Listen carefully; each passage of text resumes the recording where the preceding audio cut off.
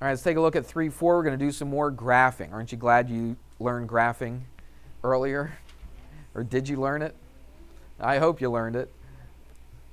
I'll tell you what, let me grab, speaking of graphs, let me grab one. Should have had this ready, but that's okay.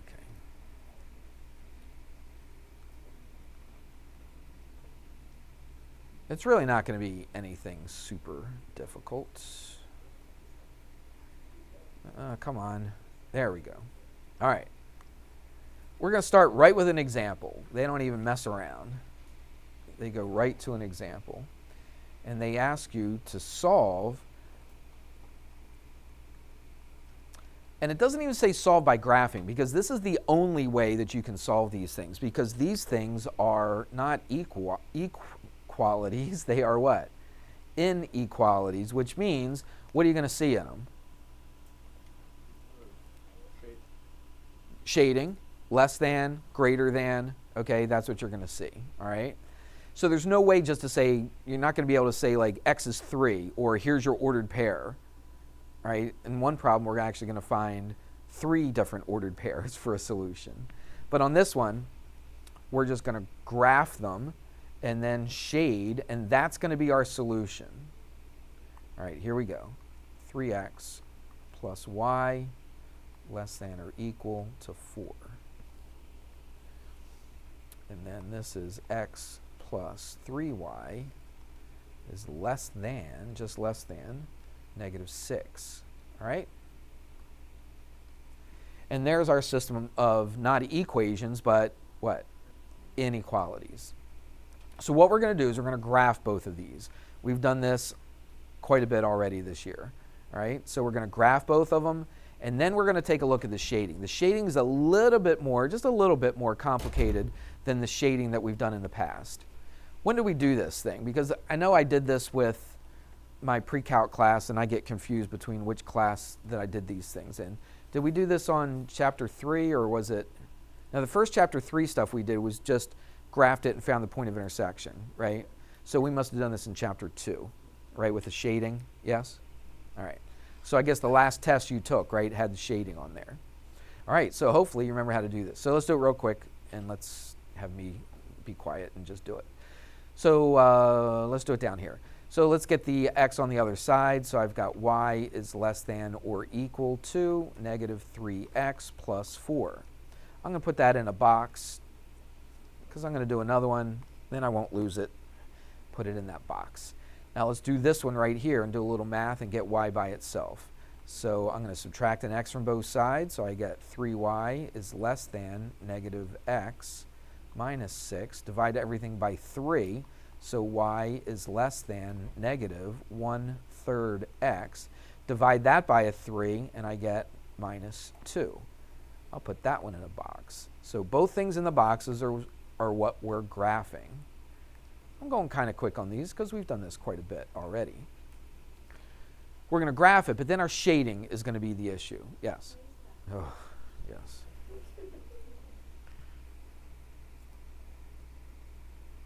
You guys ever go to the bathroom between classes? That's what you're supposed to do. You have 5 minutes. The school's not that big. You know when I went to William Penn? Did I ever tell you a story? When I was at William Penn, I was in 10th grade. My homeroom was on, I forget, it was northeast, south or east or north or west. I don't know what it was. But anyway, it was on the one end of the building. It was the very last room at the end of the hallway, okay?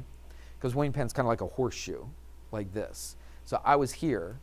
My first class was the very last classroom on the other side of the building. I never measured it, but people always said it's a quarter mile to go from one end of the building all the way around the horseshoe to the next one. So from my homeroom to the other one was as far as you could walk in that whole building. And we still only had 5 minutes, and I got to class every single time. Now, I didn't stop to go to the bathroom because I didn't have time to do that. But if I had to go to a closer class, yeah, I stopped at the bathroom first and went to class, right? So you guys could do it too. If I could go a quarter mile and make it, you could stop in the bathroom for a little bit and then come back to class. Anyway, just saying. Not that that's going to help. Denise, come get your pass. You got to fill it out, though.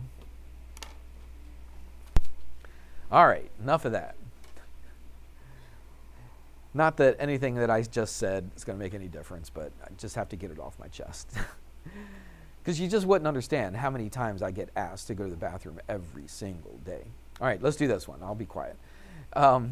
Let's graph this, plus 4. So 1, 2, 3, 4. The slope is -3, so -3, 1, 2, 3, positive 1. Let's do a few of these. 1, 2, 3, 1. 1, 2, 3, 1. That should be good. Let's do one more. Let's go up one. 1, 2, 3, 1. There we go. Now, it's less than or equal, so what kind of a line can I draw? A solid line. That's right. So, and I want to try to be as accurate as I can with these. All right, so there's one. I'm going to do the other one in another color. Let's go blue. Let's do this one. -2 is the y-intercept right here, and the slope is -1/3. So I go down 1 to the right 3. 1, 2, 3. So it doesn't hit right on that red graph, does it? I'm going to do it a few more times. Down 1 to the right 3.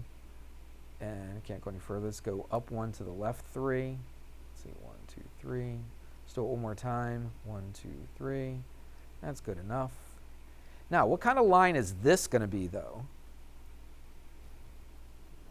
It's dotted line because it's just less than. All right, so I do a dotted line. I know there's a way I can make a line and just change it dotted, and I say that every time I do this, and I haven't figured out how to do it because I haven't really tried, but I know there's a way. There's this other program I use to make the tests and quizzes and stuff. I know how to do that, but then I tried it here, it didn't work. Anyway, enough of that. Now, that's the easy part. That was stuff that we've got covered. You should already know how to do that. Here's the part that we're learning today, is this inequality part. Both of these are less than, and what I want to do is I want to find all the points that are in common with both of them, with both inequalities, okay? So, like this one right here, it says less than or equal to. So you'd think I would just shade everything lower than that red one, wouldn't you? But the problem is, if I shade here, what's this one say? This one is also less than. So what about the stuff inside of here? Would that include both of those inequalities? No, it wouldn't include the blue one. It would just include the red. Does that make sense? So what I got to figure out is where are they going to overlap? If I shaded both of them, where are they going to overlap? Not anywhere in here. So there's going to be below the blue one and below the red one. So what area is below both of those? I'll do purple. Isn't red and blue purple if you mix them? Yeah, so I'll do purple. So look, this right here is the only part that you're going to shade. All right, so you're going below the red one and below the blue one. So why didn't I shade in here? Because that's not also below the blue one. It's got to be both, all right? It's and. It's got to be less than the red one, less than the blue one, or and less than the blue one. This is the only area, okay, that I can shade. Does that make sense? So it's kind of the same as what we did in the other chapter, isn't it? Just a little different because you're finding out where they overlap. So if you have any shading in here, it's going to be wrong. It can only be what's included for both of them. So let's do this real quick. I wasn't going to do this, but I think it's important. Let's pick a point that actually works for both of them. So go in here. It's not just any random point, but anywhere in the shaded. What's a nice little easy point I could choose that's in the shaded region? I mean, I could pick that point, couldn't I? I could pick, where do you think? Let's pick this point right here. Is that in the shaded region? Yeah, absolutely. And it's got a 0 attached to it to make it a little bit easier for us. I could have picked this point, but let's pick this point. I definitely know it's in the shaded region. So let's see if it works for both of these, okay? It needs to work for both of them. So what is that point? 1, 2, 3, 4. So that's what, 0, 4? -4. 0, negative 4. Let's put that in for both of them and see if it actually works.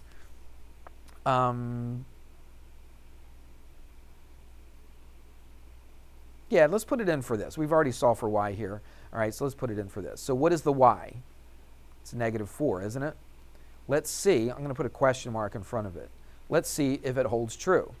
So it's negative 3 times x, which is 0 plus 4. That's a 0. Is negative 4 less than or equal to positive 4? Yes, it is. So it works for that one, doesn't it? Now it should work for this one as well. Let's put a 0, negative 4 in for this. So again, we're going to put a negative 4 in for y. Let's see if it's less than this. Negative 1/3 times 0 minus 2. Negative 1/3 times 0 is 0, so that just goes away. Is negative 4 less than negative 2? Is that true? Yes, it is. So if it's true for this point, guess what? It's going to be true for any point in the purple region that we shaded. So I could pick any point in this purple region, and it'll make it work. What if I picked a point not in the purple region? Let's see if that'll work. Now, it's got to work for both of them, okay? So let me get rid of this mess. We'll just do the work down here and this.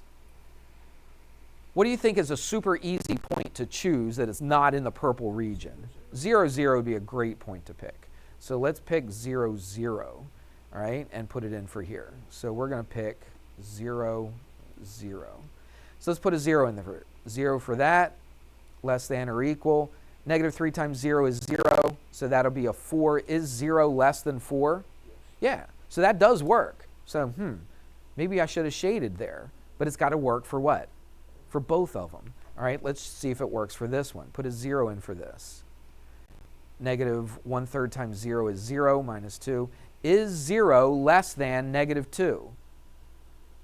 No, it's bigger, isn't it? So it doesn't work for that. So that is not one of my solutions. So I know I can't shade in that region.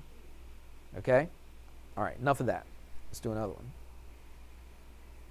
Let me copy this graph first.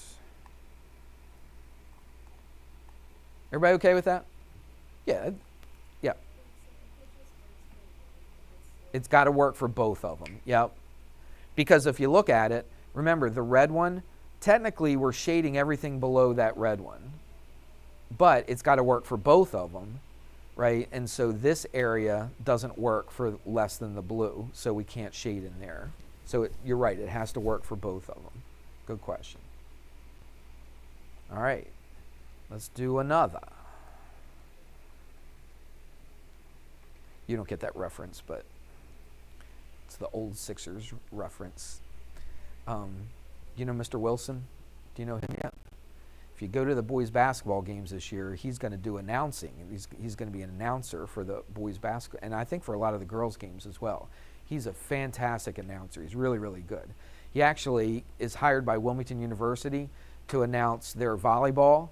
They have an announcer for the volleyball, and he announces some of their basketball, not all their basketball, but some of their basketball once in a while. He's really, really good. So he always said this. He was at my other school before I came to Red Lion, and he used to announce those games as well. And when you do a free throw, if you have 2 shots, you take one, and then you get a what? Another, right? But he always says, and they'll get another, like that. The reason he says that, because the Sixers had this PA announcer. His name was, I forget his first name, Zinkoff. They called him Zink. And but he had this real strong accent, and so every time Zink would call a game inside the stadium, he would say, and he'll get another. And so Mr. Wilson does that all the time. So that's the story behind why I said that. You probably don't, but thought I'd share it anyway. All right, let's do this. We're going to do what? Oh, come on, you missed it. You had a great cue there. We're going to do another, right? Exactly. All right, sorry. You guys are looking at me like, what in the world's he talking about? And then y is less than 3x minus 1. Okay, so let's graph both of these. This one's already ready to graph, isn't it? It's already got the y by itself, so we just have to do that here. So let's get the y by itself here. So I've got negative y is less than, subtract a 3x from both sides. I'll go through this fairly quickly. Multiply everything by a negative 1. So now if I multiply by a negative, what happens to our inequality? It goes the other direction, doesn't it? And I got to multiply everything in here by a negative. So that becomes positive 3x and a plus 3. So here's the two inequalities that I'm going to graph. All right, so let's graph them both. Let's do the first one. Negative 1 is right here. The slope is 3. 1, 2, let's see. Yep. 1, 2, 3, 1. 1, 2, 3, 1. Let's go down 3. 1, 2, 3 to the left 1. Let's do it one more time. 1, 2, 3, 1. There we go. It's less than, so what kind of a line do we have? It's not or equal to, so it's a dotted line. So that's what it's going to look like. So that's this one right here. Okay, that's the red one. We'll stay color coordinated like we did on the other one. So now I'm going to graph this one. So the slope, the y-intercept is 3, 1, 2, 3, right there. The slope is 3, so it's 1, 2, 3, 1. Same exact slope. So what's true about these two lines? They're parallel to each other, okay? That's good.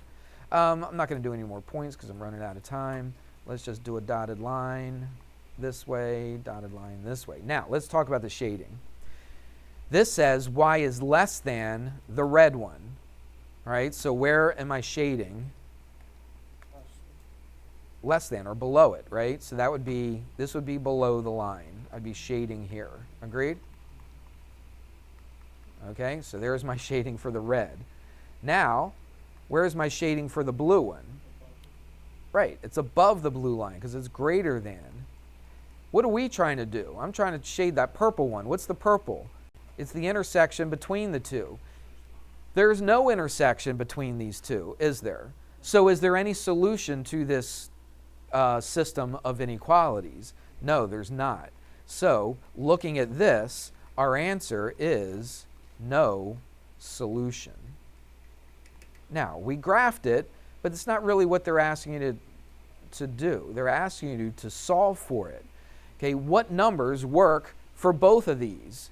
There's no numbers that work. No numbers inside of there, no numbers here, no numbers here. Okay? Any number inside of here is not going to work for either one of them. All the stuff in the blue will only work for this one. Any point in the red will only work for that one. But there's no points that work for both of them. So this would be a no solution. Does that make sense?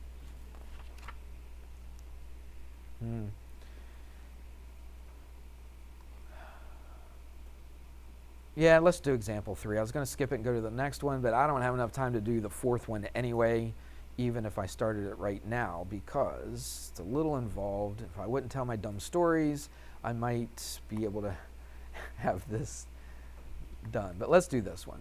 That's right. The example 4 kind of leads you into the next lesson anyway, so it might be a good place to start the next lesson.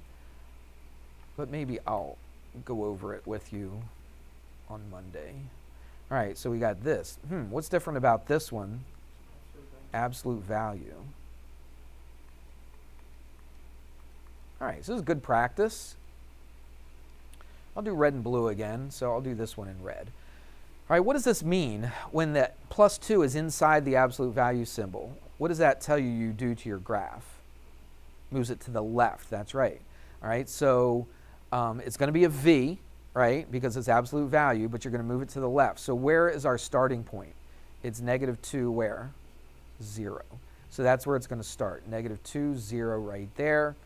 And then it's a V, and it just goes up 1 over 1. So boom, boom, boom, right there, right there, right there, right there. It is less than or equal to, so now I can do what? Make it a solid line. Agreed? Yeah, that was the easy part. That's not the new part. That's just old stuff. Where does it go? Right there? Yep, right there. Okay, good enough. All right, let's do this one in blue. And what we want to do is we want to see where they come together. Now, what's this? This is just the absolute value of x, but then you got this minus 1 on the outside. What does that do to our v? just moves it down. So that means we didn't move it left or right, but we moved it down 1. Oops, come on. We moved it down 1, so it's going to start at 0, -1.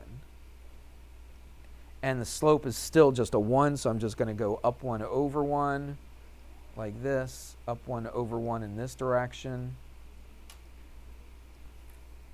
It is greater than or equal, so that means that I can go ahead and put a solid line here.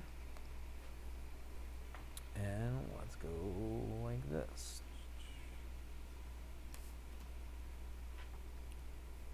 That's off a little bit, isn't it? No, it would go like, yeah, it would go like that. There we go. Now it looks good.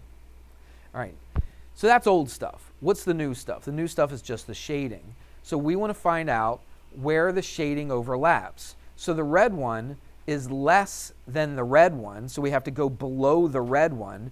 The blue one is above because it's greater than. So where in here, let's do this in purple again, where in here is the combination of above the blue one and below the red one?